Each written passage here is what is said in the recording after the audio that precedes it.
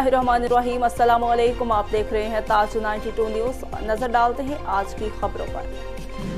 शेखुपुरा से हमारे divisional bureau chief Usama Tufail की रिपोर्ट के मुताबिक शेखुपुरा जिना पार्क चौक में भूख हड़ताली कैंप को 4 रोज गुजरने के बाद PP 141 के उम्मीदवार वकास महमूद मान की क़यादत में जिना पार्क से रैली निकालकर गवर्नमेंट लियाकत हाई स्कूल से होती हुई शेखुपुरा लेस्को सर्कल ऑफिस के बाहर पहुंचकर टायरों को आग लगाकर हुकूमत के खिलाफ शदीद नारेबाजी की गई। मुजाहिरीन ने हाथों में प्ले कार्ड्स उठाकर रखे थे और पाकिस्तान तहरीक इंसाफ हल्का PP 141 वकास महमूद मान का कहना था कि हम चेयरमैन तहरीक इंसाफ इमरान खान के शाना बिशाना खड़े हैं। मुकामी PTI की आदत एहतजाज के लिए बाहर नहीं निकल रही, जिसका दुख है हमें। हम 4 रोज से भूखे बैठे हुए हैं। इमरान खान के लिए, आम आदमी के लिए आज बिजली की लोड शेडिंग का जिन बोतल से बाहर आकर महंगी बिजली भी गिरा रहा है और भारी बिल भी वसूल कर रहा है।